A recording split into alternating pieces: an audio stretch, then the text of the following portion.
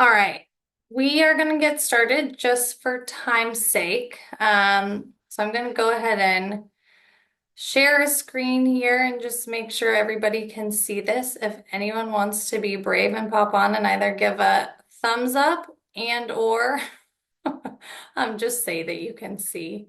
You can see Okay, it. and can you see slides or can you see notes too, Victor?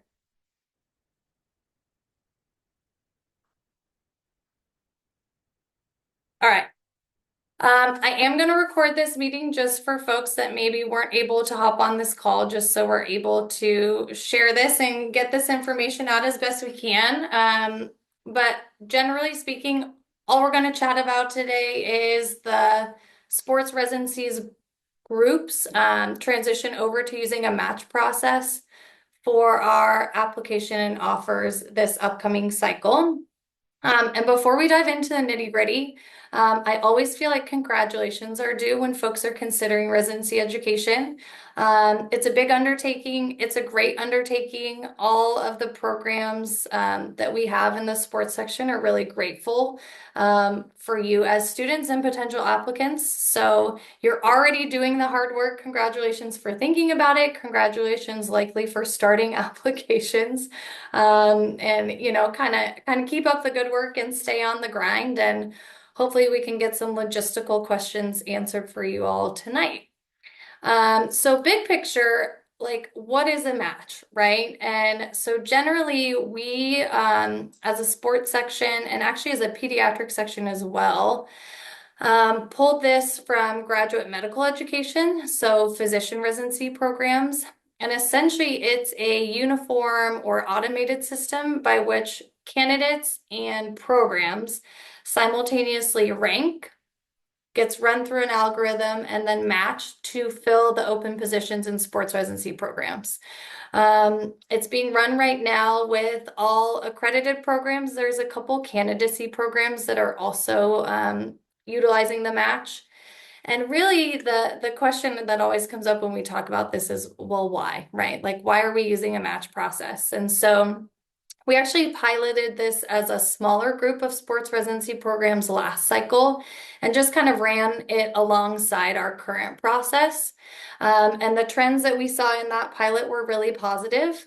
Trend number one is that it really optimized the results of candidate and program placement. So instead of 80% of candidates, and I think it was 85% of programs getting their top three choices, over 97% of candidates got their top three choice, and over 99% of programs got their top three choices. So it just works better when all programs and all candidates are kind of working on the same timelines. And then efficiency and speed of process. It takes about all of 2 minutes to run this algorithm in the computer once you all and programs input your rank lists. And so it makes it a lot faster, and it really does benefit you all as the candidate because you'll have all of the information, right? You'll have finished all your interviews. You can compare across programs. You don't have to make a decision if you hear from one program earlier than the other. So really that's kind of the why of what prompted the sports groups and the majority really of sports residency programs to adopt this kind of moving forward. So then what do you guys need to be aware of? So there's a couple of timelines and deadlines that I'd like to highlight. The first is kind of this top row, and we've really started some of this already. So most programs, most sports residency programs open their application if they're using RFP-TCAS on October 1st. So if you're looking to apply this cycle, hopefully you've at least taken a peek there and are working through some of that. Because most programs close their applications December 1st and beyond. A couple have rolling admissions, and so just pay attention to those deadlines. But with those deadlines, interview offers will probably be sent out on a rolling basis starting sometime in December, again, dependent on deadlines, and run through January. And at the beginning of January, you all as candidates, if you get offered interviews, and then all of the programs will get a survey sent out, and that's what you'll use to submit your rank list. Interviews are held again anywhere between January and February, depending on program availability and timing. And then once you have completed all of your interviews, we've asked all programs participating in the match to be finished with interviews by that last week of February, so that you as the candidate or the applicant, and then the programs can submit their rank list by that last Friday in February. So it's February 28th this year. And then on March 1st, so that's the date that you as the applicant are going to receive your match results. So you will get an email from Exact and they will tell you, hey, candidate X, you have been matched with program Y. And then because we recognize that physical therapy residency education is different than physician residency education, right? It's not mandatory. And things can change between January and March. Hopefully not much, but you do reserve veto power. So you as a candidate then get that rank and you have 48 hours to accept or deny.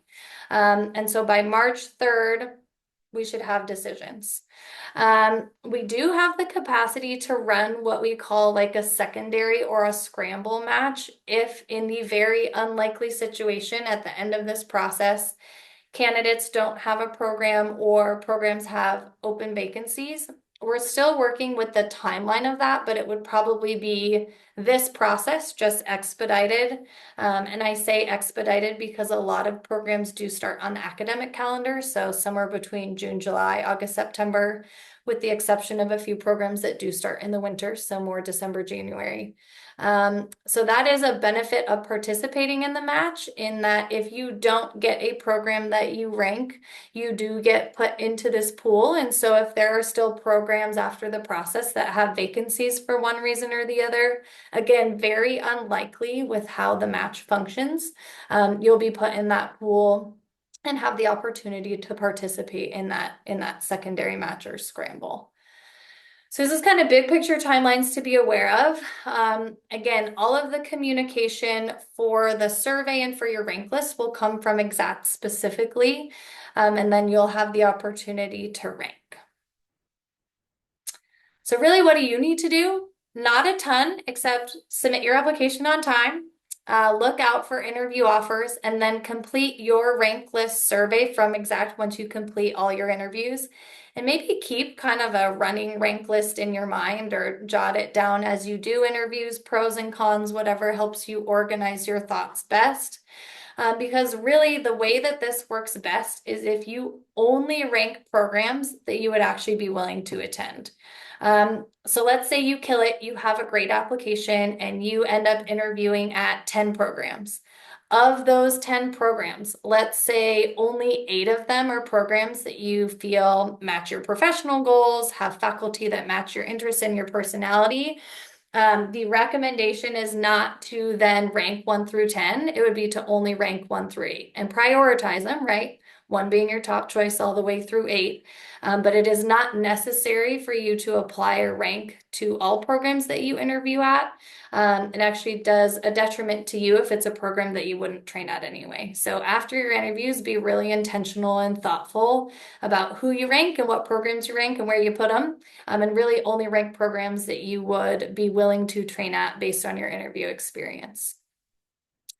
And then the only other piece here is because this is kind of a transition year, we have, I believe it's like 79.7% of sports programs are using the match. So there are still programs that are maybe off cycle with their start date, didn't have the funds to participate this year, that aren't directly participating in the match this cycle.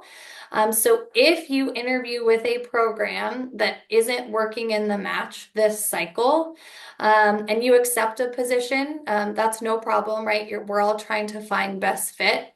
All that we ask is that before, it's not 3035, that's a typo, 2025, before that February 28th date, if you accept a position, just to reach out to Exact, and that information to contact will be in the survey that you get for your rank list. And just let them know and let us know so we can pull you out and run the match process with the candidates who have not accepted positions yet. So that's just a stipulation because this is a bit of a transition year. Just be as communicative as you can, and it'll make the process work better for you and for everybody else going through it. So that's a fire hose bit of information. I'm happy to go back to slides with timelines if anyone has specific questions about process, where this information will come from, or how it will work. Um, Please feel free to ask. I'm going to stop sharing my screen so I can pop in the chat too if folks are more comfortable throwing questions there. But any specific questions about the process at this point? Yeah, Victor, go ahead. First, for thank you for doing this. Sure. Um, my main question is, do we create like an exact account? I mean, I only asked that because my program used exact before, and Mm-hmm. then we switched over to another website called Core. So Okay. do we have to like create like a exact account individually for ourselves, or will like there be like an automatic link Yeah, that's a like great once we get? question. So right now, again, with this being a transition year, it'll all be linked to that survey. So all the information will come there. So all you'll have to do is you'll input your name, so first and last name, and then your RFPTCAS ID, and that'll all be in the survey. So that'll be your identifier, and then you'll submit your rank list. So you do not have to create an exact account. Thank you. Yeah. Brad, I see your hand up. Go ahead. Yes, thank you for, just taking time for this information. Yeah. I just have two questions. They're kind of like on top of each other. Mhm. So, so I guess like some of the schools that I'm applying to have like a separate, they're participating in the match cycle, but they have like a separate like supplemental fee attached to the application process. Mhm. Now understand that the due date for the match cycle is December 1st. Yeah. Should I guess like would that supplemental fee have to be also submitted by December 1st? Or, I believe so. So if that is associated with a unique program, that's likely due to, need of the program and what they run with their application process. So if that's part of the application process, that needs to be submit by that deadline as well. Yeah. okay. And then my second part on top of that is like, I know transcripts are part of like the application process. Hmm. I don't know if I misread it, where it's like we can submit our application without having our official transcripts Correct. submitted. Yep.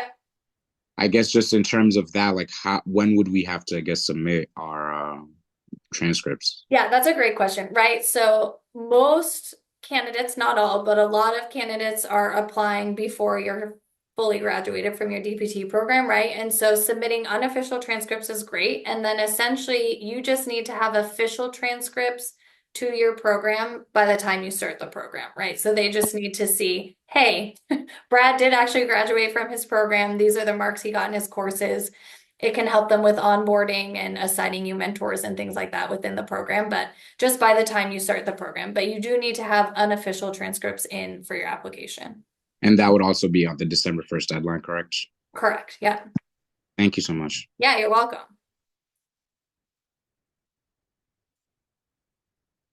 All right. Question from the chat was for programs that are not participating in the match, would we still rank those programs on exact? Brandon, I really appreciate that question. The answer is yes. And the way that you'll do that in your rank list, there will be an option for other. And then you'll be able to type in that program name. So if that other program is your top choice, that would be your one rank, right? So we want to run the match to honor your ranks, right? So if your two choice is participating in the match, we want to honor that as your second choice. Um, so yes, you will rank it. The tricky part there is we don't have any control then on matching you to that top choice. That would be them still communicating with you. And so again, if you're able to continue to communicate with them and they offer you that position, let's say sometime in February, then all we ask is that you reach out to Exact so we can kind of flush you from the rank list because you've already got a spot in a program. But you will have the opportunity to rank. It'll just be other and you'll fill in the program name.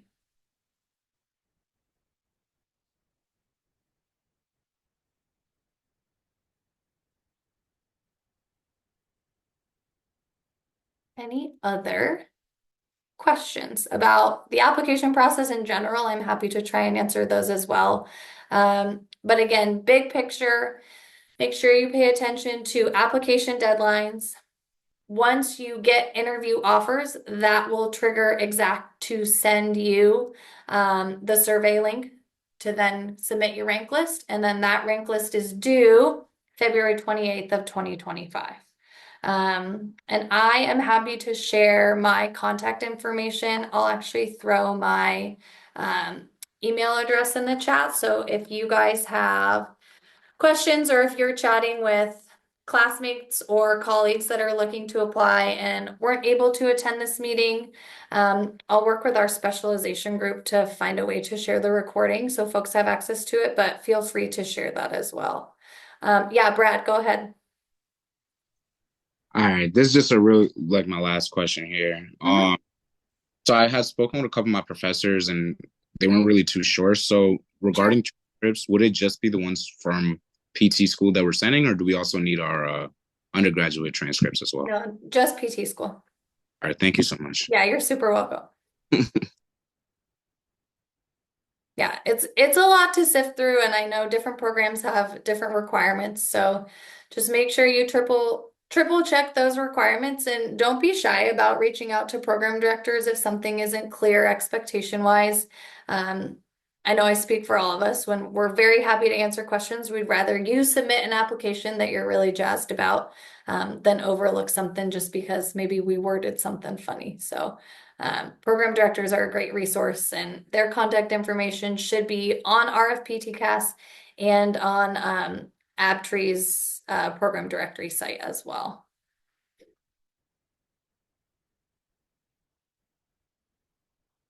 Any other lingering questions or concerns about the match process? Anything that's unclear deadline-wise?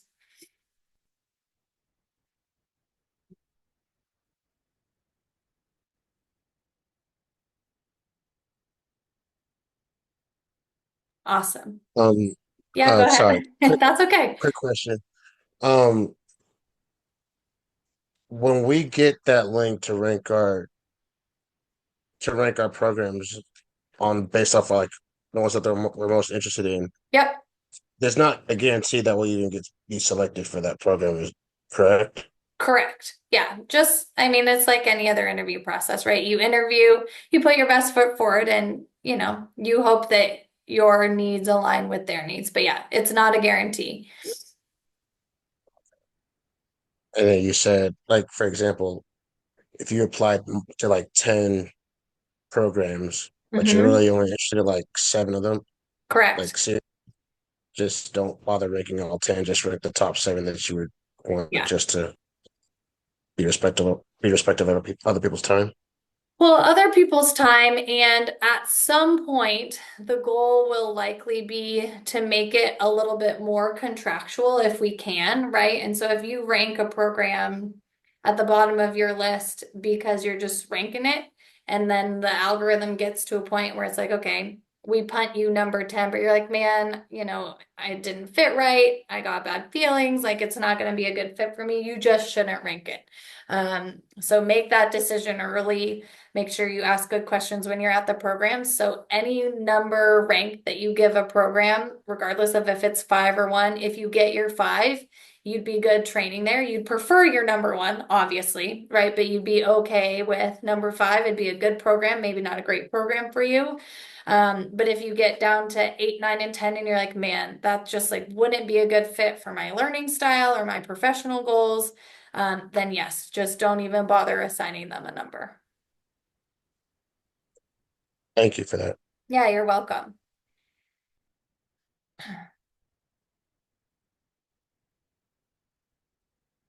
Oh, last question. Where can we catch the recording if we want to go back and watch this later? Yeah, that's a great question. I will, so keep an eye out on the specialization, so the AASPT's socials, and in the next, hopefully by the end of this week, if not early next, we'll put information about where to find this.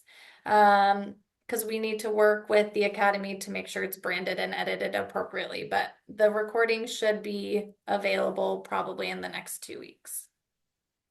And again, feel free to share it with folks in your circles that maybe weren't able to attend and have questions. Thank you. Yeah, you're welcome.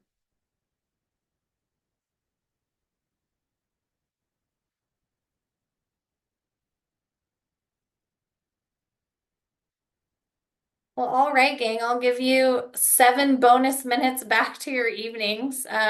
Thank you all for logging on, and hopefully this helps provide a little bit of clarity just to this component of the process. Again, it doesn't change anything about interviews. It doesn't change anything about applications. We're just trying to streamline how programs and candidates get matched to each other and how we make that selection a little bit easier. Again, more specifically for y'all, so you have the opportunity to really interview at all your programs and make an educated decision based on the information that you gain from those interviews. So again, my contact information is in the chat. Feel free to jot that down and take that if questions pop up. And again, if you have questions as you go through it, please don't hesitate to reach out, and then keep an eye on the specialization committee's socials for this recording if you need to reference it kind of moving forward.